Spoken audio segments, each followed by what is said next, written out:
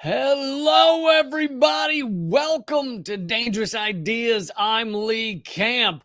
I missed you last week. I was not here for the end of last week, and I don't live stream on the weekends. And I don't know, did anything much happen? Was there any breaking news or anything? Because I don't think I really missed anything. So it's good to be back. Too bad nothing happened. Yes. So Donald Trump. From what I'm hearing, someone tried to assassinate him.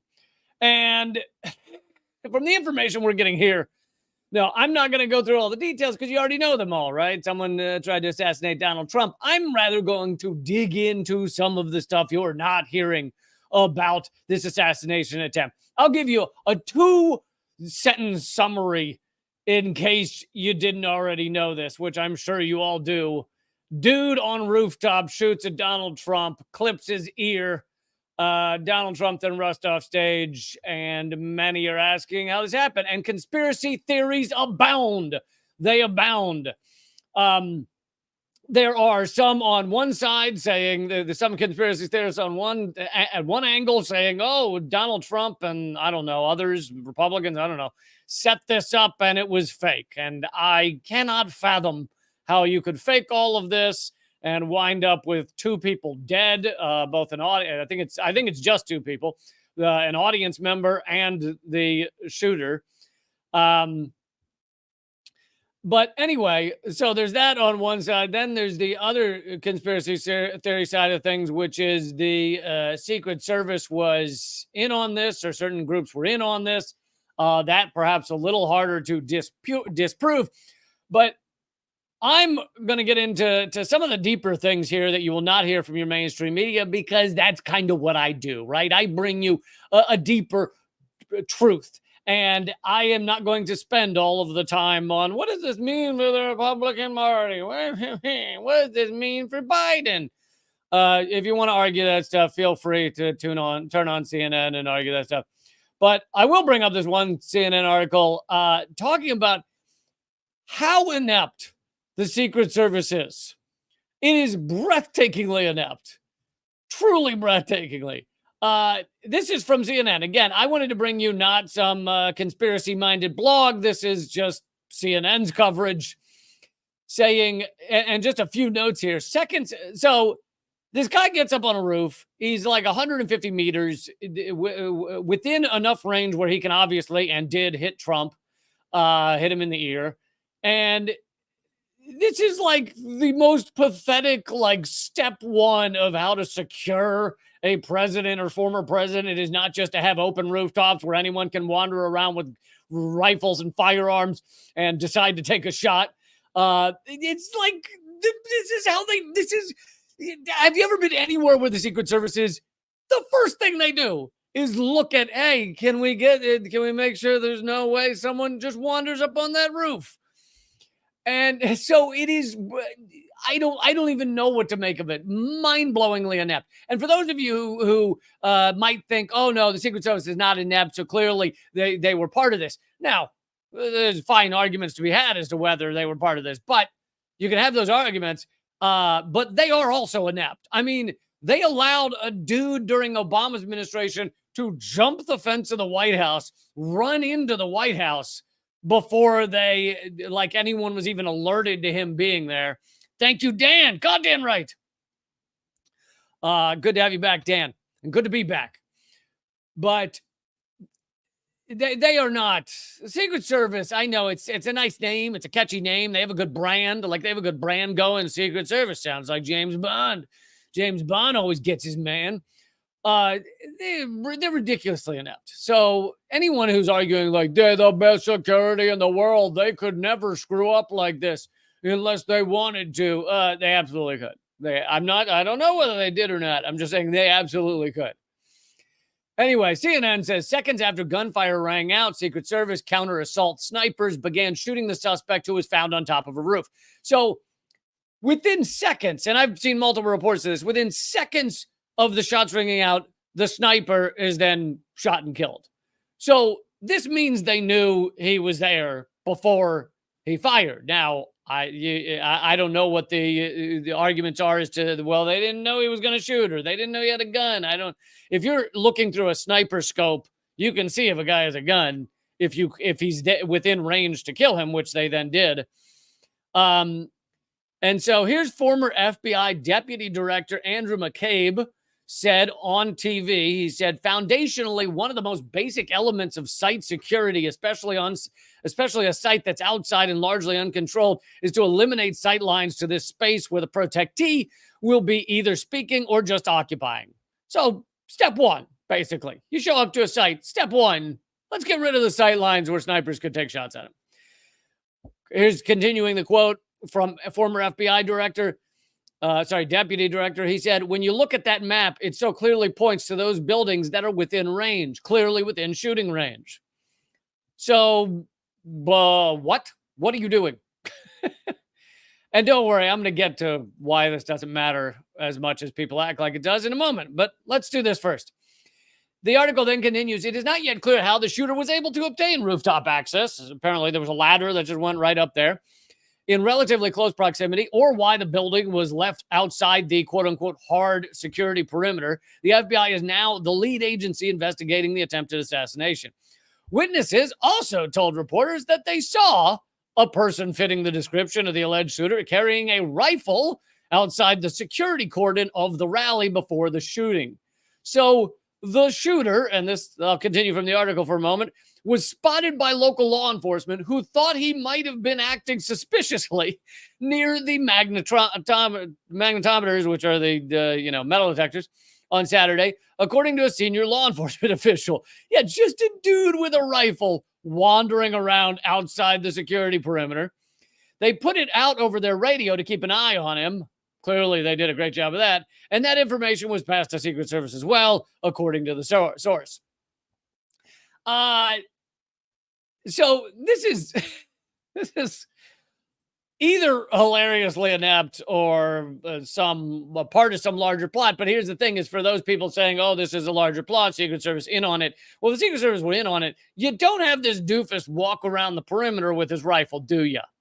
Because that increases the chances that those who are not in it, like the local cops, are going to stop him or arrest him or question him or find him or whatever. So if you have a high-level conspiracy, you don't have dummy walking around being a dum-dum with his rifle.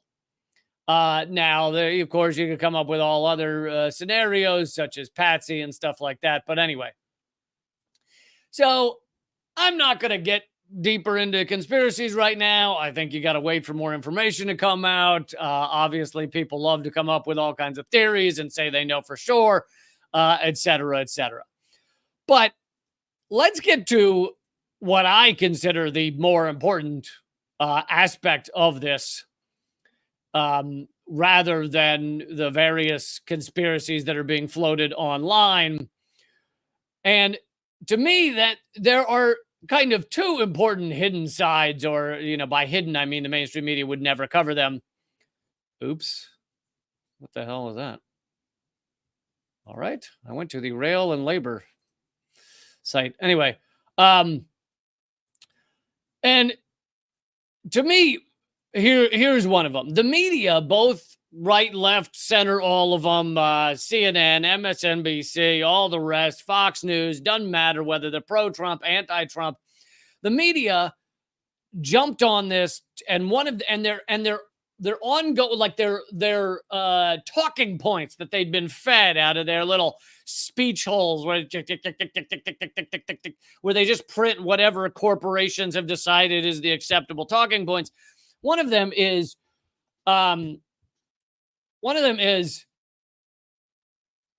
that political violence is always wrong. Okay, that is all media channels. If the political violence is always wrong, that's what they've been saying. Now, first of all, I'd like to point out that they've been saying Trump is Hitler for many years now. So if you say Trump is Hitler over and over again, well, don't we often ask the question, if you were sent back in time and you had the chance to kill Hitler, would you do it? So if you run around saying Trump is Hitler, do you not kind of expect this type of situation to ultimately get here? So they've been doing that for years. But let's look beyond that. When they say political violence is always wrong, let's remember that there is no greater perpetrator of political violence around the world for the past many, many decades on this planet than the United States of America. Let's just give a little list. I'll give the short list and then I'll go through the longer list, but just kind of the greatest hits, literally, the greatest hits of people that the US government has assassinated. You've got MLK Jr., which, in case you need reminding, only trial ever held in the history of the United States on the death of MLK, said that he was not killed by James Earl Ray. He was killed by a government conspiracy. And there's endless evidence to back that up. JFK. We're living in post-coup America because it's pretty much undeniable at this point that our government, and maybe allied with other forces, took out JFK. RFK, Malcolm X, Medgar Evers, Fred Hampton. And then you get into political leaders in other countries. Patrice Lumumba, Salvador Allende, Che Guevara, Jacobo Arbenz.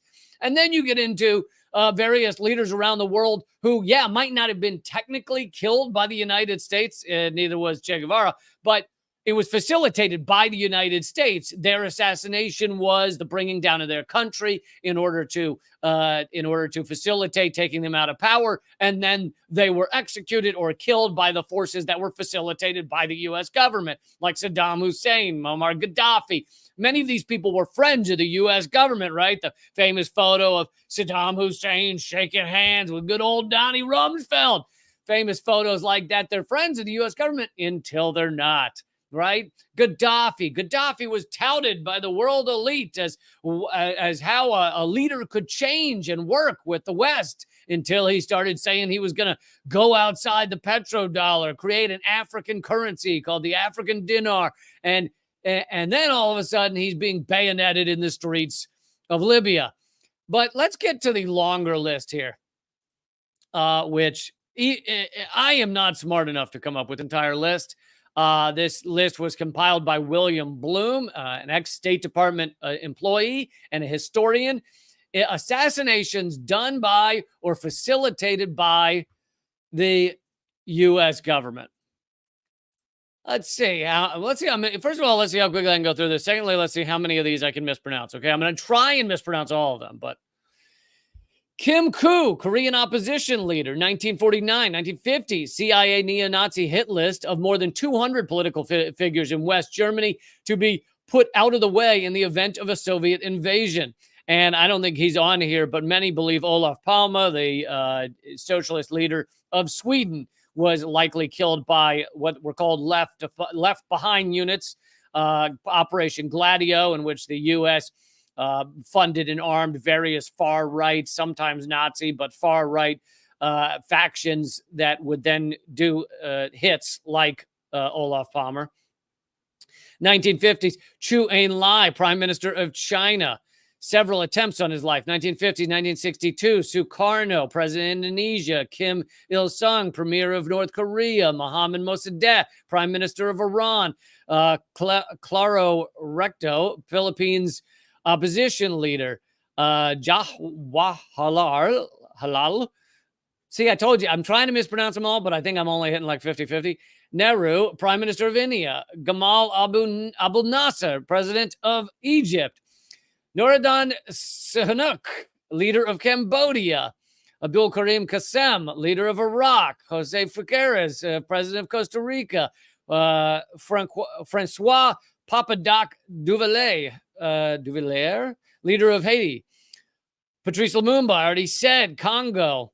Rafael Trujillo, leader of Dominican Republic. Ngo Dinh Diem, president of South Vietnam. Fidel Castro, something like 600 attempts on Fidel Castro, and that's been admitted by the CIA. And somehow Castro was finally assassinated by old age at nearing 100 years old. 1960s, Raul Castro, high official in government of Cuba. That was another attempted. 1965, Francisco Camaño, Dominican Republic opposition leader. Charles de Gaulle, president of France. Che Guevara, Cuban leader. Salvador Allende, president of Chile. Rene Schneider, commander-in-chief of the army in Chile. General Torrijos, leader of Panama. General Manuel Noriega, chief of Panama intelligence. Mobutu Sese Seko, president of Zaire. Michael Manley, finally one I can pronounce, prime minister of Jamaica. Muammar Gaddafi I already did. Ayatollah Khomeini, General Ahmed Dlimi, Moroccan army commander. Miguel de Escoto, foreign minister of Nicaragua. The 9 commandants of the Sandinista group. Sheikh Mohammed Hussein Fadlallah, Lebanese Shiite leader. 80 people killed in the attempt on his life. Saddam Hussein, Mohammed Farah Adid, prominent clan leader of Somalia. Osama bin Laden, yeah, we know that one. Milosevic, president of Yugoslavia. Hekmatyar, Afghan Islamic leader. Saddam Hussein and his 2 sons. Oh, so the first time Saddam Hussein is listed on this list, it's because it was an attempt on his life. 2003, he was actually executed. And then Muammar Gaddafi's on here again because there was an attempt earlier on Gaddafi. And that this list actually leaves out many people like Olaf Palmer. It also leaves out people that, well, the list was probably put together before the president of Haiti was assassinated. Who was it? Yeah, Moise. Okay. Jovenel Moise was assassinated. Now, whether the U.S. approved of that is unknown, but we have found connections to, at minimum, the U.S. and U.S. mercenaries. I think it's still arguable as to whether the U.S. government knew he was going to be assassinated. But they also don't have various assassination attempts on that list, like Maduro. There's been attempts against him, like the exploding drone that exploded in front of him while he was giving a speech that was connected back to the U.S. There's been there were attempts on Hugo Chavez when he was leader of Venezuela. There's also some arguments that even though Chavez died of cancer, it very well could be a cancer that was given to him by the U.S. government, which is not impossible. There's easy ways to give people cancer if you have access to them and radioactive materials. Or in the case of Jack Ruby, the man who killed Lee Harvey Oswald, was he was speaking his mind more and more on the reality of what he knew. And we know this has been, proven in mainstream outlets as well, that the doctor, the therapist, so-called, that Ruby was seeing while he was in prison was CIA. And then Ruby dies of a fast-acting cancer. And Ruby himself said that it was due to the injections he had been receiving from them. So just because someone dies of cancer doesn't mean it's not an assassination, slightly slower assassination. Anyway, you all can, and that list that I just read also does not include many of the people that were Black Panthers, that some of them I listed that were assassinated. Fred Hampton, for example, or activists like Medgar Evers, Malcolm X. We've had a lot come out in just recent years about the NYPD's infiltration of Malcolm X's inner circle. In fact, the guy that gave Malcolm X mouth to mouth as he was on the ground, riddled with bullets, was and I guess continued to be afterwards, a NYPD undercover cop. That's how close he was. He was like standing next to Malcolm X as Malcolm X was shot. Thank you, Bill, for the donation and for keeping this show going. Anyway, you're starting to get the point. Oh, and I forgot to say earlier, thank you, Jeff Cassidy, for becoming a member on YouTube. You guys keep this show going. William Babbitt for the donation. Thank you, in solidarity. I'll be honest, and I don't like admitting these things, but this show is struggling to keep going. I'll be honest. Don't like to say those things, but when you're facing this much censorship and suppression, I suppose it's not it's not a big surprise that as we gain on YouTube, they then suppress us more and more, and so it becomes difficult to keep it going. Anyway, um, all this is to say is that the U.S. is the biggest.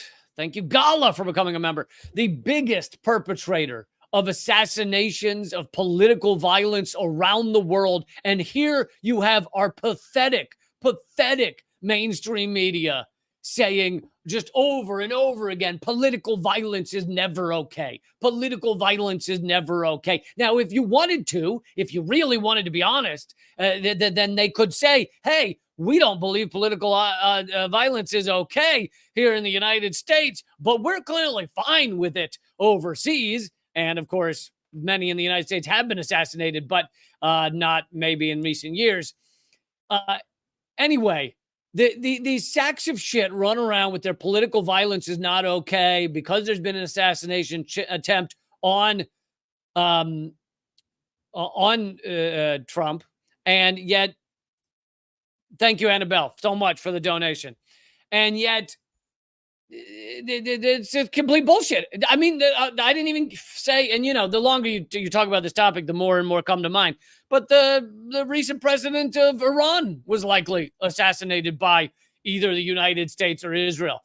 Raisi, who went down in a helicopter crash, just happened to go down in a helicopter crash within a month of when Israel bombed the Iranian embassy, the consulate, killing several generals, and then Iran responded by shooting 300 missiles and drones at Israel. And then, what do you know? Raisi goes down in a helicopter crash a few weeks later. As you continue to cover the list, it just gets longer and longer. Okay, so that is one of the things that, and feel free to add to the list in the chat if I've missed some. I mean, I'm sure I have. So that is some of the ways that this is not being covered legitimately, like that our mainstream media is not giving you the real coverage of this reality. But let me bring you another one, and I'll pull back up the photos of the assassination attempt. What do you want to bet that about 3 seconds after this happened, Trump had T-shirts for sale online saying things like "even bullets can't stop me" or whatever else? The moment this happened, he was like, "What kind of merch can we get out of this? What can we sell?" Okay. So thank you, Mina Lita, for becoming a member.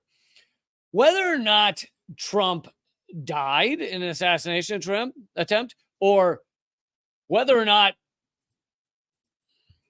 let's make it nicer. Let's make it friendlier and say Trump decided not to run rather than talking about assassination. Let's say Trump decided not to run. Whatever. Let's say as of today, there was no more Trump in the presidential election. What would it change? I mean, if the only way it would be a big deal is if it sparked off some sort of civil war across America. Then okay, you got something significantly coming out of it.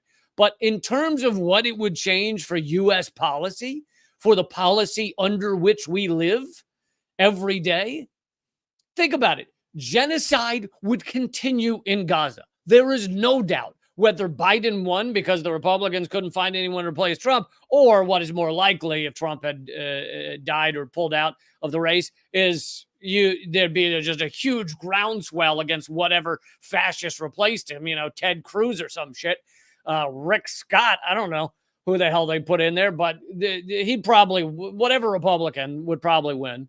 And like I've said before, we live in 80% fascism now, and they're just seeing how far they can push it. Anyway, genocide continues. The U.S. war machine would continue to run completely at pace. Nothing would change in that respect. Biden has increased the budget of the military, of the death and destruction military industrial complex, and Trump increased it before him. They never stop increasing it. It's $1 trillion a year.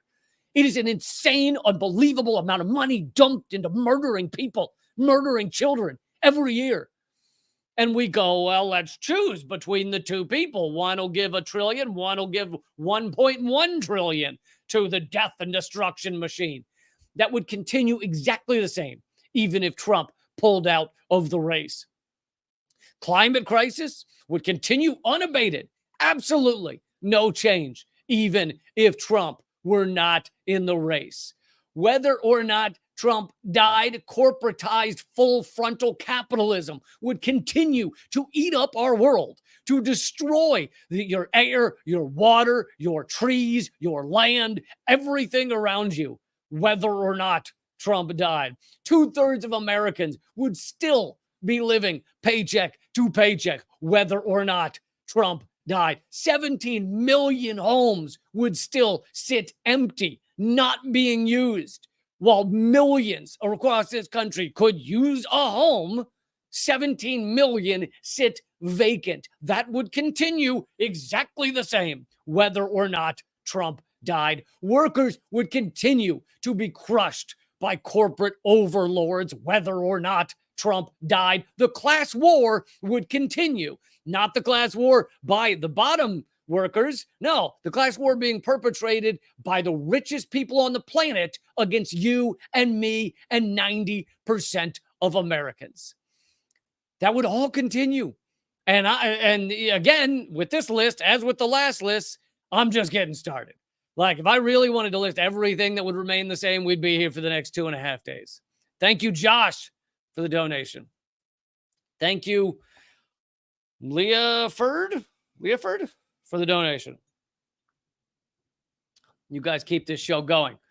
But I'm just saying, like, you have both sides. You have the people who are completely blind followers of Trump. He's just the best ever. He can do no wrong. Oh my God. Who just act like he's their daddy, right? Daddy has come to protect us. That's anytime it's a cult of personality with one of these leaders of the American empire, it is a deeply installed psychological belief that daddy has come to help us. Or it could be mommy if we get to that point where there's a female up there. But for now, it's daddy has come to save us.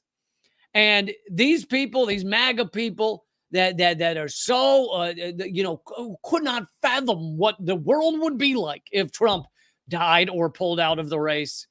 They're afraid that daddy would go away. But it's the same shit. It's the same shit. It's just a different color. What tie do you want on the pile of shit? Do you want a blue tie or a red tie?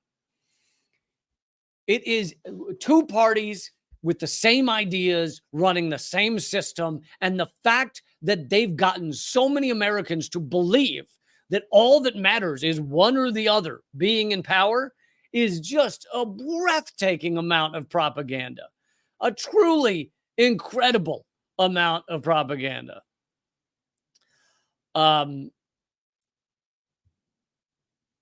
And it's none of this is said on your mainstream media, right? None of this can be said.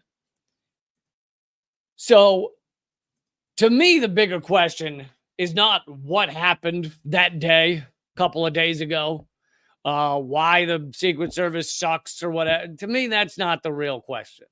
The real question is, would it matter in terms of how this system runs if Trump died or not?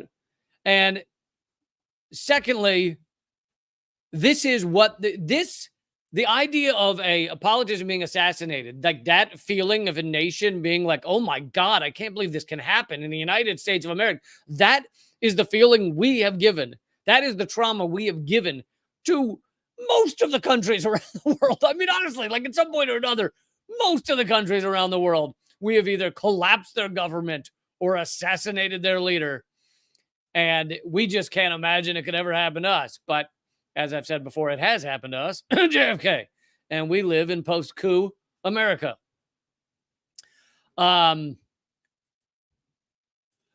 you, Peter, for the donation.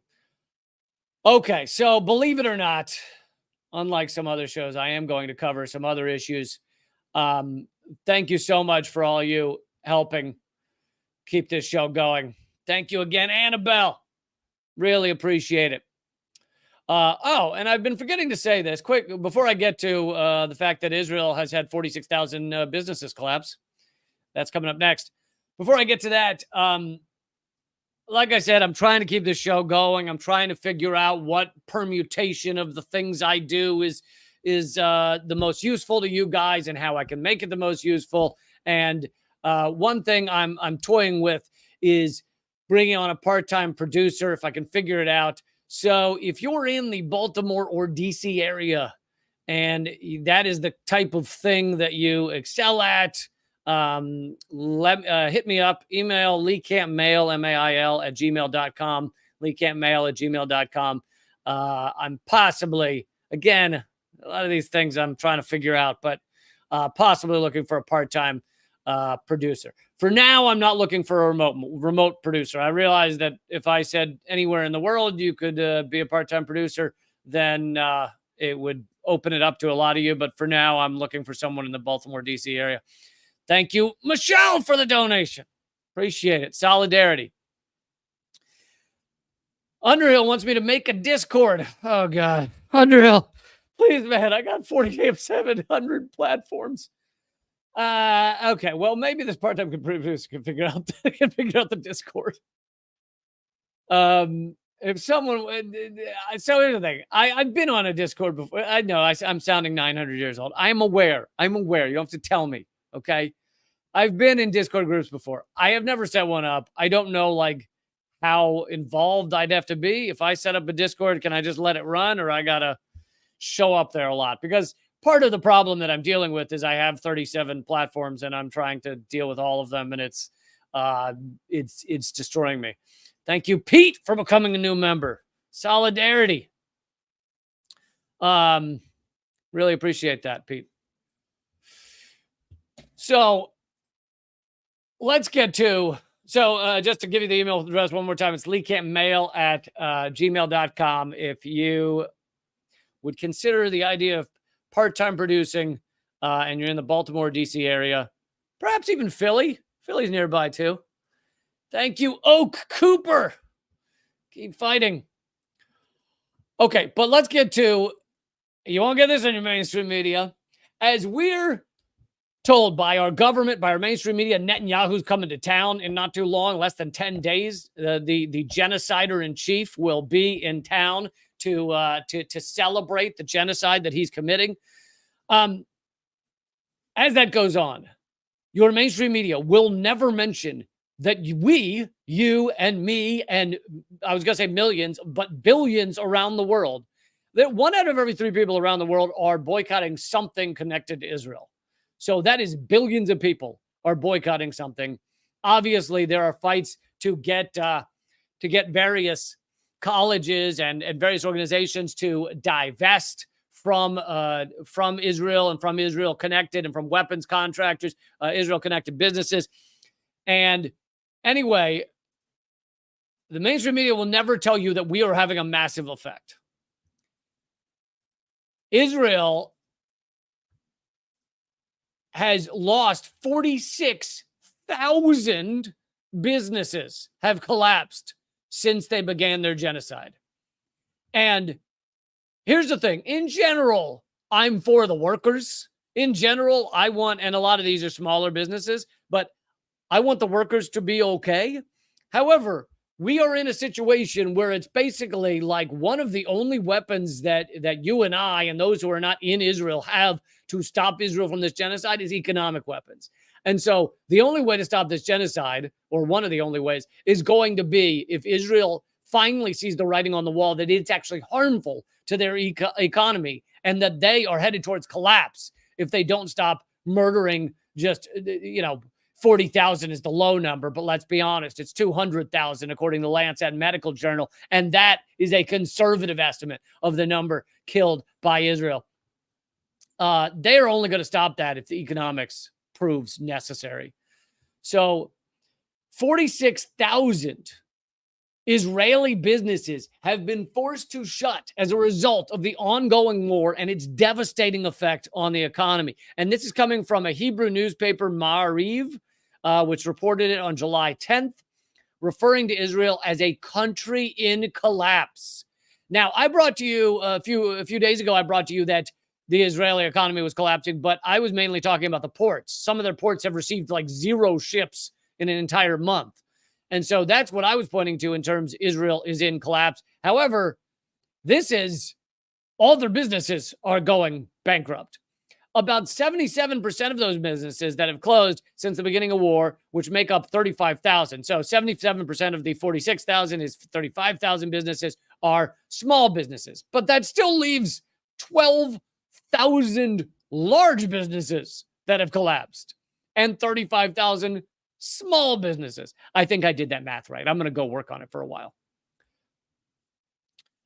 The report adds that the most vulnerable industries are the construction industry, and as a result, also the entire ecosystem that operates around it. Ceramics, air conditioning, aluminum, building materials, and more. The trade sector has also been severely affected.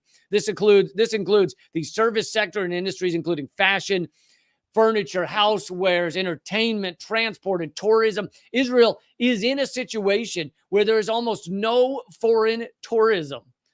Tourism was an important aspect of Israel's economy, and now there's essentially zero. Except for some of the sociopath influencers who have been given a free flight to Israel to walk around with their cameras and go, I don't see any apartheid. Looks like everything's fine here. Look at me, where everything's fine because there's no apartheid. Literally, they're filming themselves. It's like if you went back to, the 1950s and filmed yourselves in the white parts of South Africa and said there were no apartheid because everyone looked happy. Look, I'm at the golf course. I don't see apartheid. Everyone's playing golf. No, that's because you have not walked past the wall to where the millions of people are in an open air prison. See how that works? Anyway,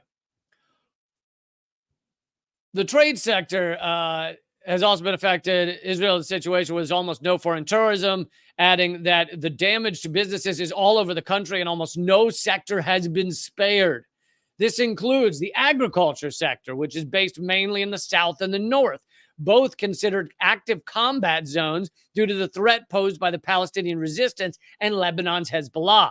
So a lot of the economic struggle that Israel's facing is due to not just the fact that so many people are boycotting their products, but largely because Hezbollah in the north is making a lot of the northern part of Israel, if not uninhabitable. They can't be out walking around and just farm in the fields.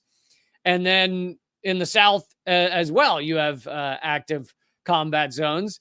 And then, of course, you have Yemen, which has been attacking the Israeli ships as well.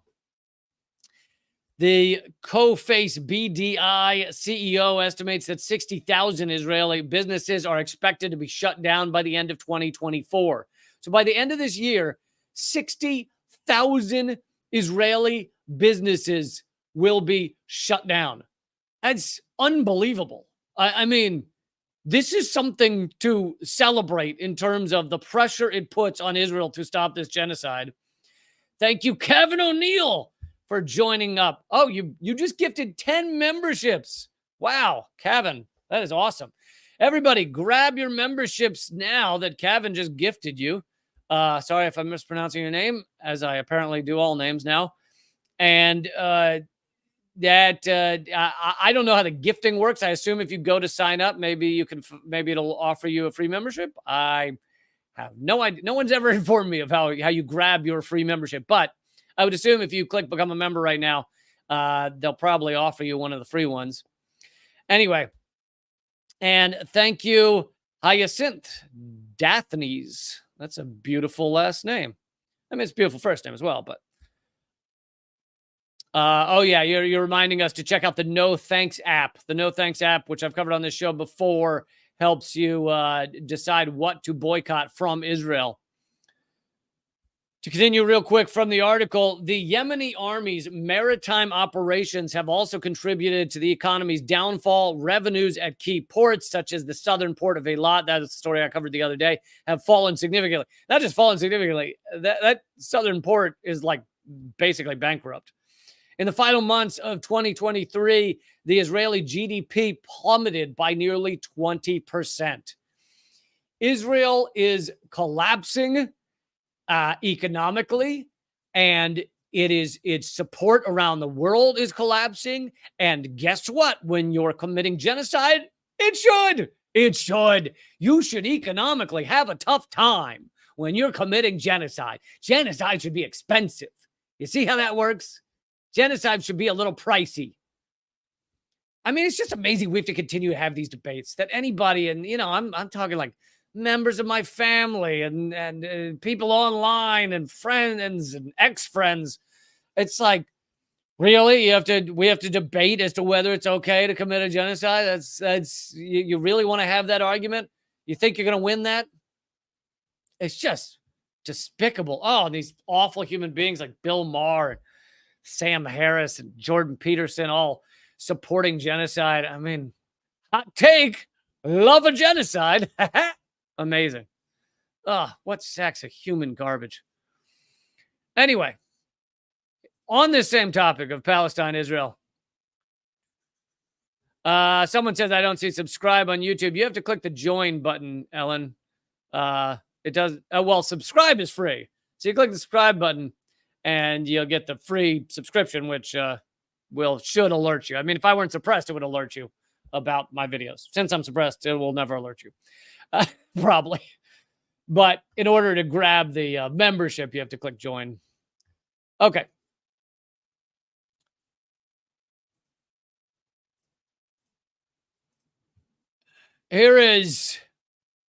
So the censorship continues against those who are even just family members of Palestinians. That's right, even just family members here in the United States. The BBC is reporting that Palestinians say Microsoft has unfairly been closing their accounts. Like literally closing their accounts for having a family member in Gaza. All right, Underhill just grabbed one of the free memberships. Kevin Wayne just grabbed one of the free memberships. Awesome. Palestinians living abroad have accused Microsoft of closing their email accounts without warning, cutting them off from crucial online services. They say it has left them unable to access bank accounts and job offers and stop them using Skype, which Microsoft owns, to contact relatives in war-torn Gaza. Microsoft said they violated terms of service by calling a loved one in Gaza or the West Bank. That's the violation of terms of services. Now, here's the thing, is this isn't like Microsoft hung up the phone call. This is like Microsoft banned them from using their emails. Like, and I don't know about you, but if my email my main email just disappeared, if I were just blocked out of it permanently, there's so much that you've lost, like in terms of connections. I mean, sometimes in terms of photos and your life and everything else. But this is what Microsoft is doing if you dare call a loved one in Palestine. This is a quote from Iyad Hamedo, who lives in Saudi Arabia. They said, they killed my life online. They've suspended my email account that I've had for nearly 20 years. It was connected to all my work. Also, if you have a business where that email is well known by a lot of people, kind of like mine is, or my Lee Camp Mail email is, then all of those people suddenly have no way to contact you. I mean, there's multiple ways that this just can destroy a life. The internet is frequently disrupted or switched off in areas of Palestine because of the Israeli military campaign, and standard international calls are very expensive. So Skype was one of the ways that these people were communicating with family members. But Microsoft clearly doesn't want them knowing that their family members are being genocided, doesn't want the truth coming out. So they're just deleted their entire account. Some of the people the BBC spoke to said they suspected they were wrongly thought to have ties with Hamas, which Israel is fighting and is designated a terrorist organization by many countries.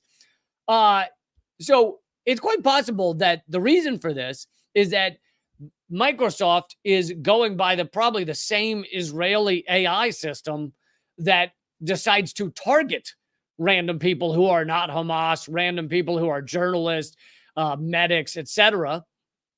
And so that AI program or a similar one says, hey, this person is calling various people in Gaza. Well, you know who calls people in Gaza?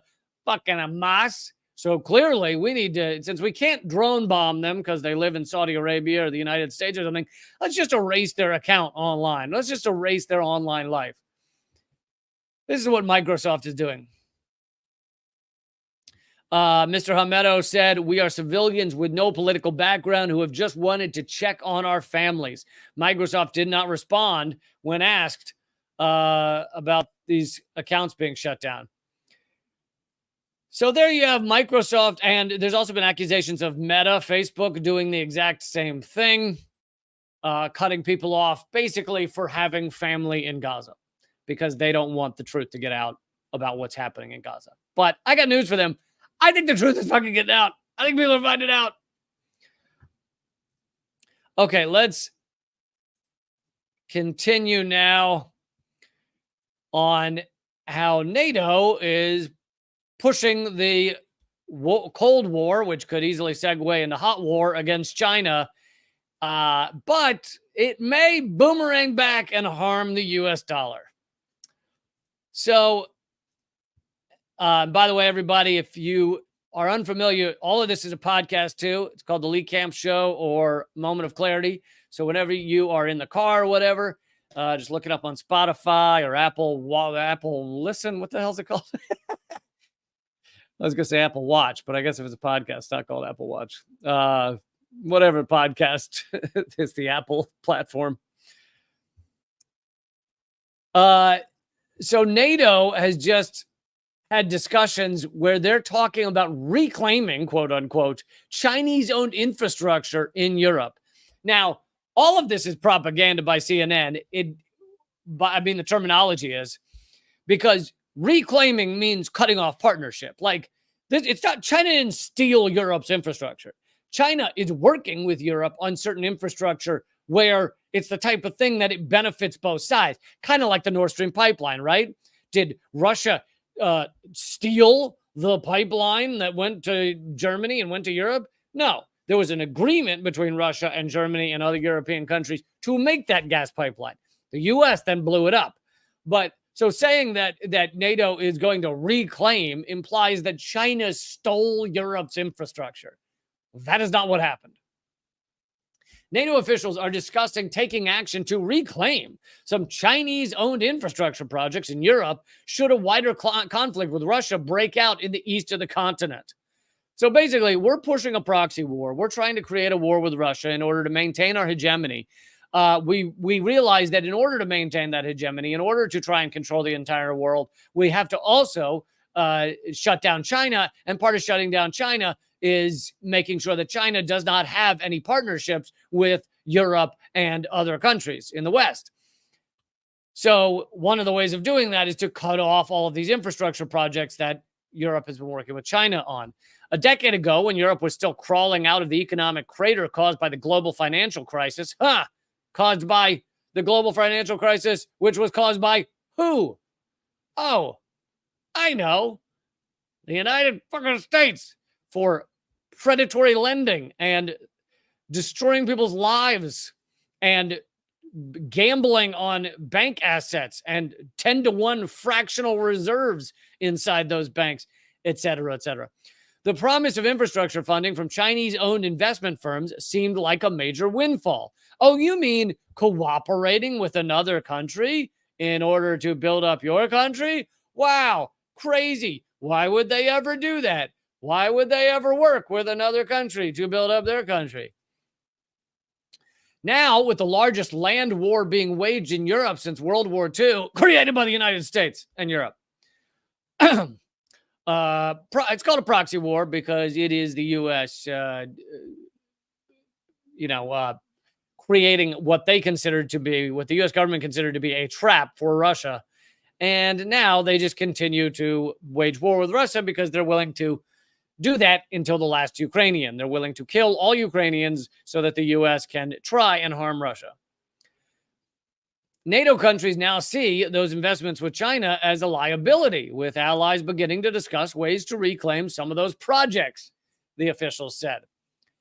So this is the U.S. forcing Europe back into a vassal state situation, which I've covered that many times before. And now that that has happened, basically is done. I mean, the Europe is now turning to the U.S. and their energy has gone through the roof, and Russia seems to be doing fine. Now that that has happened, they basically have to do whatever the U.S. wants to do. And what does the U.S. want to do? The U.S. wants a war, maybe not a hot war yet, but a war with China, because the U.S. sees the writing on the wall, the collapse of the dollar. And in order to continue owning the world, the U.S. believes war with China is the only way to get there.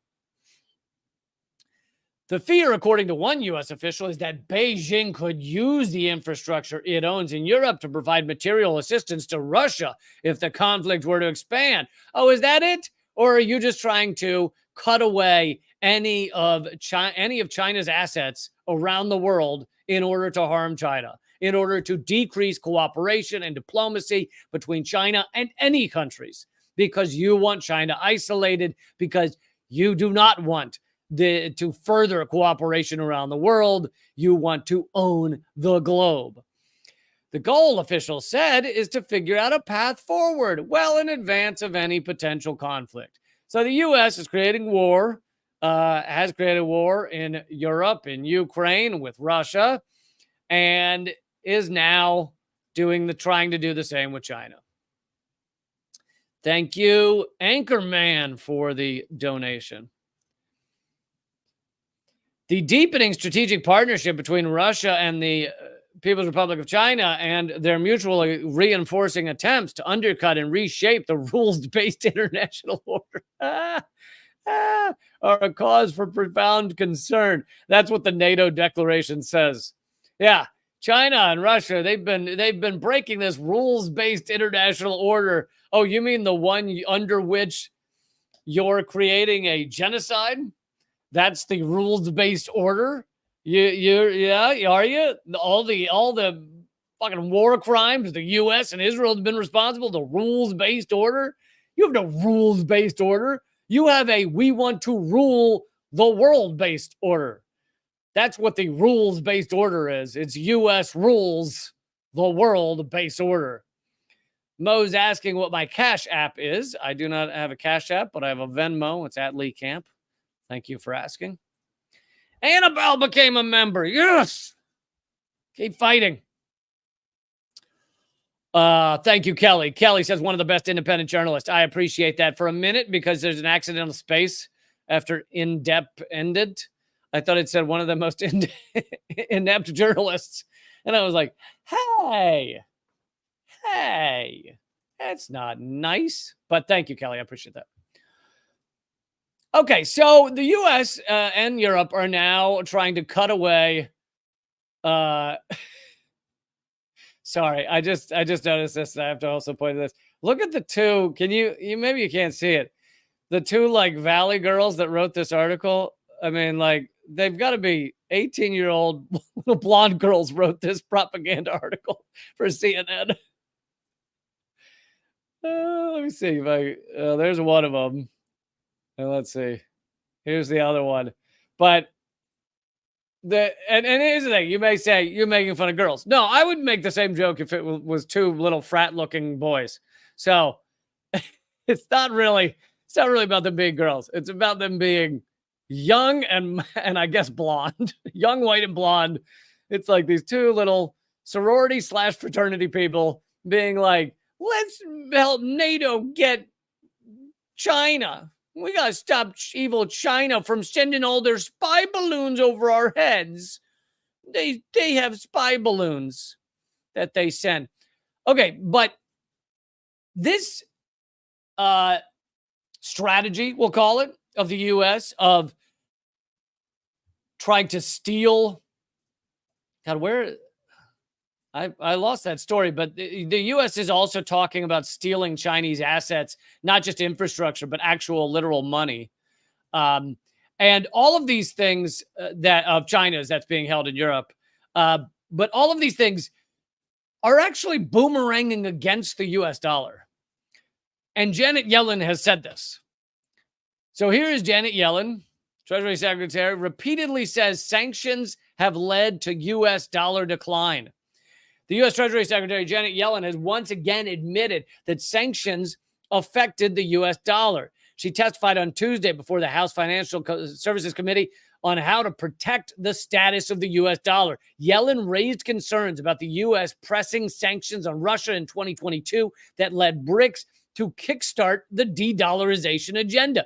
The U.S. has created this. If the U.S. had continued working with the rest of the world in order to create, a future for all of us, in order to create a world in which everyone can have some sovereignty, some freedom, some independence, rather than deciding that the U.S. needs to bend everyone to their will and break them and torture people and kill people in order to get that. If the U.S. had kept working with other countries, you wouldn't be in this situation. BRICS wouldn't be developing nearly at the rate it is. Now, here's the thing. I'm happy BRICS is developing. So maybe I should celebrate every time the U.S. does economic war on another country, because guess what?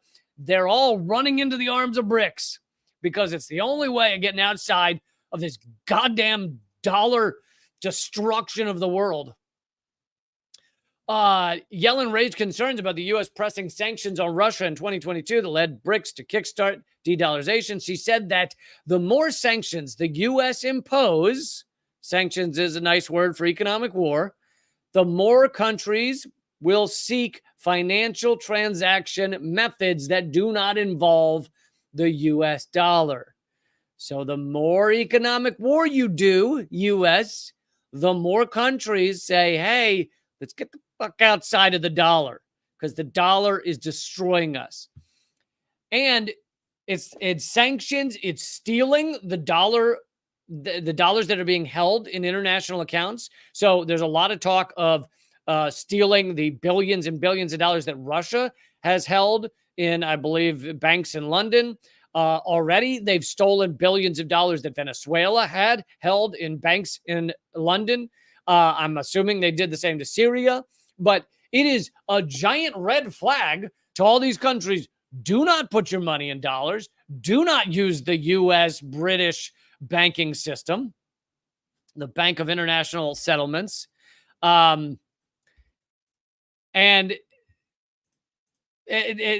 is fueling BRICS. It is fueling de-dollarization. And even the Treasury Secretary knows this. Treasury Secretary revealed that sanctions led to more developing countries seeking alternative options to the U.S. dollar. BRICS took advantage of the situation and is now on a world tour, convincing developing countries to use local currencies. When the U.S. weaponized the dollar, BRICS mobilized like-minded countries and rallied them to use local currencies for trade. So here you have our own Treasury Secretary admitting that the U.S. is doing this to themselves. The U.S. is facilitating de-dollarization. And I just thought I'd throw this in here as a little addendum as to why the U.S. hates China. Now, we, of course, hate China because their economy is getting bigger than ours. The U.S. hates China because China has influence over the world because they make deals with other countries, whereas the U.S. influence over the world is because we bomb other countries.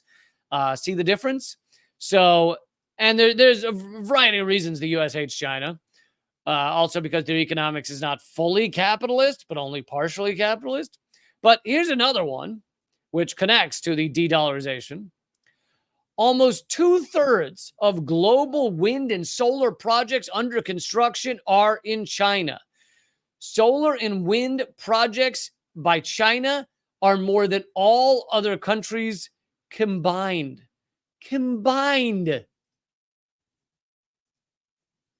I mean, and you go, well, what does that have to do with the U.S.? Does the U.S. care if China is making a bunch of solar and wind?